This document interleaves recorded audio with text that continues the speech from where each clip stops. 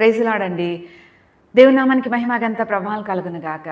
ఈ రోజున మనము హాగర్‌ని గురించి చూద్దామండి. హాగర్‌ని గురించి తెలుసుకోవాలంటే బైబిల్ గ్రంథంలో ఆదికాండము 16, 17, 18, 19, 20, 21 అధ్యాయాలు చదివినట్లయితే స్పష్టంగా అర్థమైపోతుందండి. మరి అబ్రహాము సారా గారులకి ఆ దినాలలో సంతానం లేనందున సారమ్మ గారు ఒకరోజు తన దాసి అయినటువంటి హాగర్‌ను అబ్రహామయ్య వారికి భార్యగా ఇవ్వడం జరుగుతుంది. అబ్రహామయ్య వారు యాక్సెప్ట్ చేస్తారు. అబ్రహాం గారి ద్వారా హాగరు గర్భవతి అయి మరి సారమ్మ గారిని చులకనగా చూడడం జరుగుతుంది. సారమ్మ గారు అది సహించుకోలేక, అది తట్టుకోలేక బాధతో అబ్రహామయ్య వారితోటి షేర్ చేసుకుంటారు. షేర్ చేసుకున్నప్పుడు మరి అబ్రహామయ్య వారు అంటారు కదా, సారా ఇదిగో నీ చేతిలో ఉంది నీ దాసి అయినటువంటి హాగరు, నీ ఇష్టం వచ్చినట్లు చెయ్యి అని చెప్తే ఇక సారమ్మ గారు హాగర్ని చాలా చిత్రహింసలకి గురి చేస్తారు, చాలా శ్రమలు పెడతారు. అవి తట్టుకోలేక హాగరు ఒకానొక దినాన చెప్ప పెట్టకుండా పారిపోతుందండి.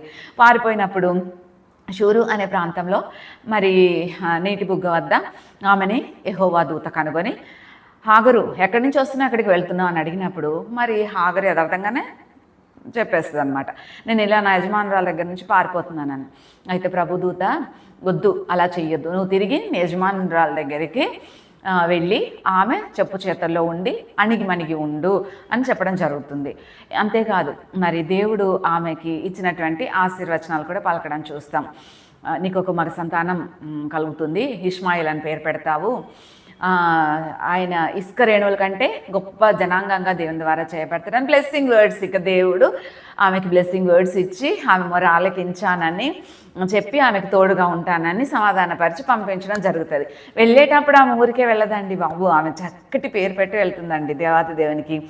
బైబిల్ గ్రంథంలో దేవాతి దేవునికి గొప్ప పేరు పెట్టినటువంటి మొట్టమొదటి స్త్రీ హాగరు. Praise be to the lord God almighty, చూచుచున్న దేవుడు, ఎల్రోయి, చూచుచున్న దేవుడు అని పేరు పెట్టేసి వెళ్ళిపోయి దేవుడు చెప్పినట్లుగా ఇంకా సారమ్మ గారి దగ్గరే అణిగిమణిగి ఉంటూ అన్ని సర్దుకుపోతూ అలాగా కాలక్రమేణా ఆమెకి నెలలు నిండడము, మగ శిశువుని కనడము, ఇష్మాయిల్ అని పేరు పెట్టడం అన్నీ జరిగిపోతాయి. ఈలోపు దేవుని వాగ్దాన పుత్రుడైనటువంటి ఇస్సాకు వారు మరి అబ్రహాం సారాలకి జన్మించడం జరుగుతుందండి. ఇస్సాకు జన్మించి పాలు విడిచిన వాడైనప్పుడు మరి ఒక విందుని ఏర్పాటు చేస్తారు అబ్రహాం గారు. అప్పుడు సారమ్మ గారు ఇష్మాయిల్ పరిహసించడం చూస్తారు.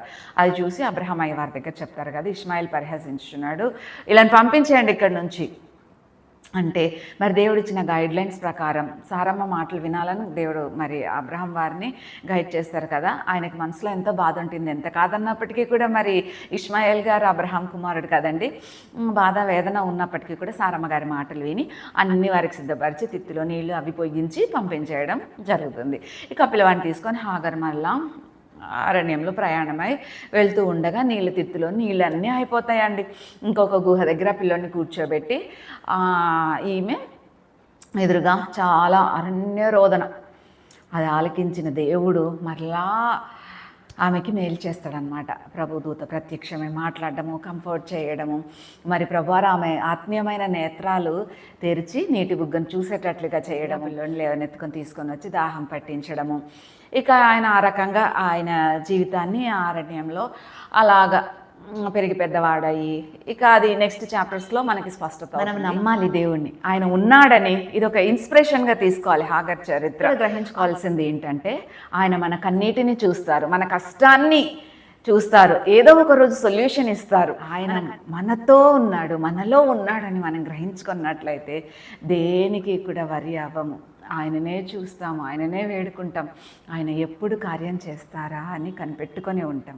నమ్ముట నీ వలననైతే నమ్మువానికి సమస్తము సాధ్యమేనన్న మన ప్రభు మాటని మన ప్రార్థనలో పెట్టుకొని మనము ప్రభు దగ్గర మన కష్టాన్ని, కన్నీళ్ళని అన్నిటినీ కూడా పెట్టి ఆయన పాదాల చెంత నిరీక్షణతో ఎదురు చూసి పొందుకుందామండి. ఆయన నామానికి మహిమ ఘనత ప్రభావాలు కలుగును గాక. ఆమేన్.